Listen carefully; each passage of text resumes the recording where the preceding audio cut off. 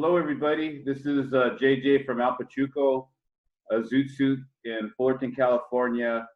This is our second interview that we're going to do. We decided to start interviewing some of our customers, clients of ours for years, and just from different backgrounds to see who, a lot of people ask us, well, who buys Zoot Suits these days? And so today we have longtime customer Danny Romo, who has a long resume of everything that he's done in his life. But right off the bat, he's a tattoo artist in West Hollywood. He's also the percussionist for the Midnight Cruzzers, who, were amazing at our 40th anniversary party.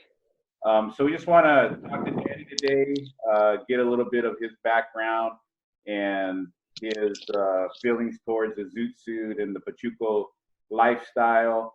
And before I begin, everybody, a big hello from Phyllis, Vanessa, Linda, Ray Jr., and myself. Cool. And then letting everybody know we're safe, we're good. We've been staying home. The store has been shut down for over a month now. Wow. Online sales, and we appreciate everybody that's buying online and keeping us going. So we can't wait till we open up and see you all again.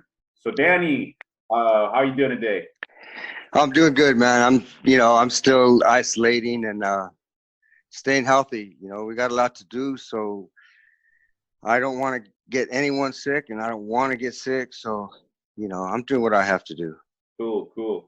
So Yeah. Danny, give us a little background on where you were raised, what high school you went to, and a little bit of information about your family, children, and wife. Okay, for sure. Yeah, I grew up in West Covina, and I graduated from West Covina High School in '83. During those times, actually in high school, I met my high school sweetheart, Virginia, and we've been married ever since. And we got two beautiful kids, Daniel and Vanessa. Vanessa's 37 and Daniel's 38. And, we just,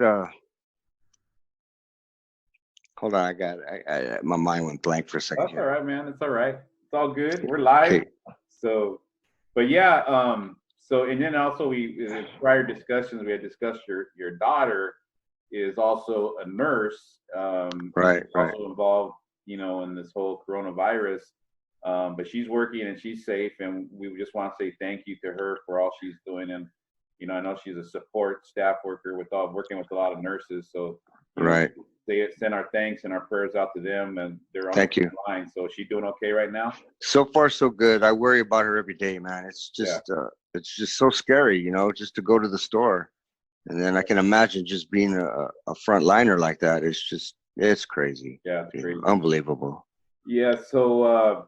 Also, so you're a percussionist for the Midnight Cruzzers, and the one thing I remember is when I first started, new to the store, like almost 3 years in now, is that you were the one customer that always came in that had this awesome looking suits. I know one suit that you made while I was there was a leopard print suit that you wore, I think for our 40th. And then you also have another one with an Aztec calendar on it, which is, one of a kind, really. The only other place I saw it was on the Zoot Suit Play in 2017. So tell us about, how you started wearing Zoot Suits, and tell us a little bit about your favorite ones, or like the leopard suit and the Aztec god or Aztec calendar suit that you have in your portfolio. I gotta say, the Aztec calendar is one of my favorite Zoot Suits. It's not actually the Aztec calendar, but it's got bits and pieces, graphic art on it that sort of simulates that. Right. It's a beautiful blue suit. Then I have a leopard suit that's pretty crazy. There'll be only certain occasions I would wear that one. That was a little over the top, but it's way cool. Yeah. Yeah. And so how did you find out Pachuco Zoot Suits? How did you meet Phyllis and Vanessa and the crew there? What was your introduction to them, and how did you have a lot of history with them? So tell us a little bit about that. Well, I've known about El Pachucos for many years. I used to own a tattoo shop there up on Harbor Boulevard back in the early, let me see, from 90 to 2000. And I would periodically go there and visit. I didn't have any zoot suits back then. You know, I didn't start wearing them until I started playing with the Midnight Cruzzers. And I would say maybe like 7 years back, I started wearing zoot suits. You know, I was inspired by my grandpa. He wore zoot suits back in the 40s. So, you know, I'm living his legacy. Plus, you know, it just feels so good to wear a zoot suit, man. I feel like Superman when I'm on stage, you know, and when I'm not wearing one, people don't know who I am. And it feels good. You know, I feel like Clark Kent or something, you know, Right. but I got to hand it to Phyllis, man. She's doing a great job. You know, if it wasn't for her, this Pachuco culture probably wouldn't be what it is today. You know, I doubt it. I mean, this is the only store I know of that's doing the original zoot suits, you know. Right. Right. Yeah. And how about we talked about the Midnight Cruzzers. What's going on with the band? I know a lot of events were canceled for May, April, and May. Actually, I'm sorry, February and April were canceled. Right. Actually, March and April. But so are you guys still practicing on your own? Are you guys getting together? I see a lot of bands on Zoom getting together and rehearsing. Right. What are you guys doing right now, and what's the future hold for the Midnight Cruzzers? Well, right now we're all staying home, staying tight. Some of the cruisers, they work regular jobs, so they're out there. They're busy, but we're playing it safe. We're not getting together. You know, we're keeping in touch. We're sending out material to each other, songs that we like. You know, new. We're always keeping it fresh, so we're constantly playing and practicing new songs. But for now, we're just staying put, man. Yeah. We don't want to take a chance. You know, we're anxious to get out there, but at the same time, I don't think it's ready for us. You know? Right, right. Well, hopefully, you know, we when this is all over, we have a big. I've been telling like our last interviewer, so we have a big pachanga, and hopefully have a big dance, and everybody can come out with their zoot suits and have a good time. Right. So hopefully, we could look at something in the future like that. So another thing, I was able to, after our 40th anniversary where you guys played, and I said, you know, just awesome. You guys were great. Um, you know, I was able to visit your home, and your office is like a little studio. You have a lot of movie pictures. You have your percussion set. You have a lot of art on those. I guess are they bongos? What do you call what you play? They're conga drums. Congas. And you Right. have a lot of artwork. And I saw I'm gonna try to edit in some of the pictures of Danny and his suits, and also some of the artwork he's doing on his congos. So and then also your office has a lot of movie pictures and things, interesting things. So tell us a little about your office.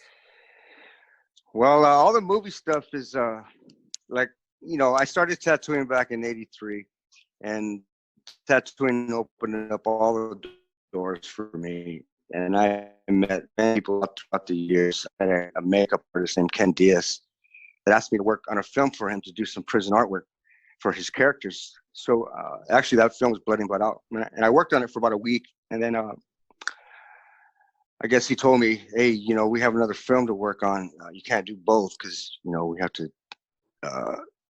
tackle one project at a time. So he asked me if I wanted to meet Edward James Olmos. I said, oh, of course, yeah. So sure enough, I was in the studio, and Eddie came in. It was about 5 a.m. He asked me to work on his film, American Me.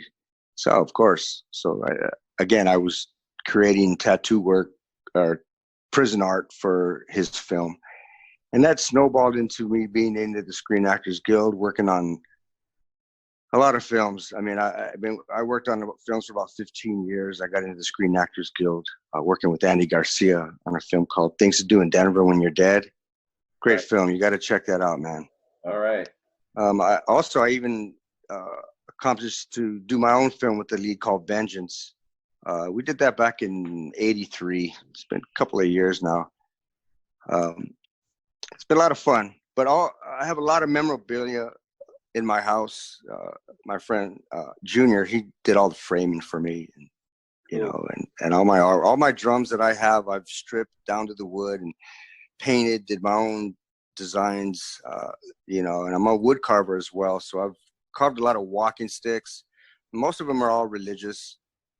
I've sold a few just for pennies. I really don't want to sell them because it takes me months and months to create and then paint And how did you pick that up about the wood carving? I know you mentioned a story about who taught you or who showed you how to do it. An old friend of mine, he's a tattoo artist. God rest his soul. His name is Dick Warsaki. He's from Omaha, Nebraska. He's from the Sioux Nation, and he's a brilliant tattoo artist. Besides carving and woodwork and all his cultural art, so beautiful. I mean, I've learned all my carvings from him. Cool. And then, as you said, you've been a tattoo artist for 38 years. Prior to our conversation, you said 38 years. And where are you? I know you're working in West Hollywood. Name of the shop and some of the famous people you put tattoos on. I work at Mark Mahoney's Shamrock Social Club. We're out here on Sunset Boulevard across from the Roxy and White Oak. We're right in the heart of everything. I've been there 19 years, man, and everyone comes there and gets tattooed. All your famous people, whether it's movies or sports, everybody. And who's some of the couple of famous people you've put tattoos on? Let me see, man. This goes on. I've tattooed Nicolas Cage, Pink. Janet Jackson came in with about 5 of her dance crew members, and they all got tattooed. Unfortunately, I didn't get a chance to tattoo Janet. My boss Mark did, which is cool. Yeah. About a month and a half ago, man, Angelina Jolie walks in, and I was just blown away. It's the second time I've seen her come in, and then on my way home, I'm like, oh my God, man, I wanted to cry.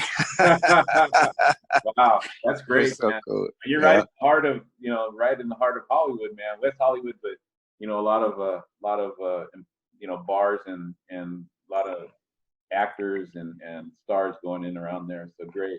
And back to framing. I just remember a story about Al Pachuco that I want to touch on, which was, if you go into Al Pachuco Zoot Suits store, where we ring up the customers, you'll see a bunch of framed art from the 2017 run.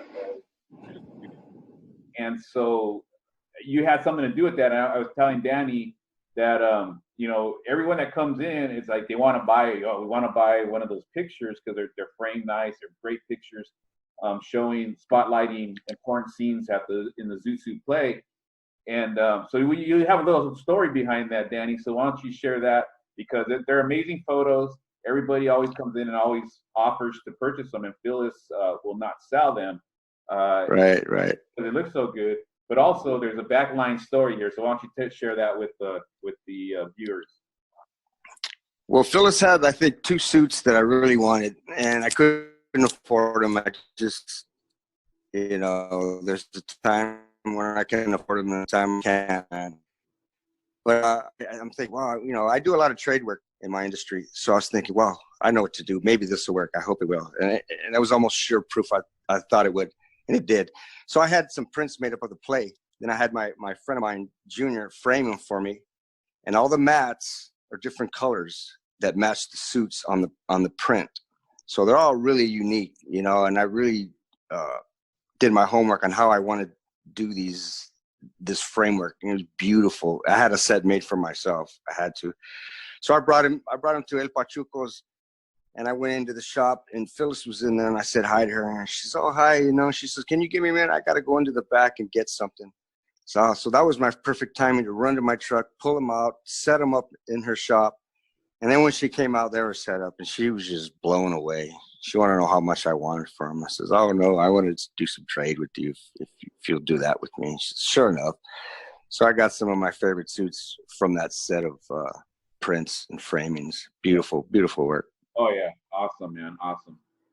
So, yeah, Danny, so we appreciate you coming on. We just want to do a brief conversation with you. Cool, man. We want to thank you for being on, and we really look forward to getting out of this coronavirus lockdown. Right. I call it lockdown because I feel like I'm locked down, having left the house for almost over a month. I'm sure Tell me about it. you know, we can't wait to get back to normal. But we appreciate you coming. We wanna wish and offer our prayers to you and your family, your daughter. Thank you.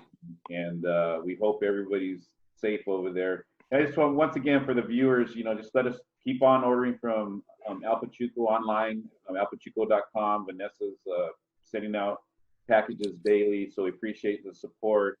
And you know, like I said, we wish everybody health and safety, and hope everybody's doing well. And everybody's doing good on our end. So, Danny, lastly, any parting shots? Anything you want to add to the interview?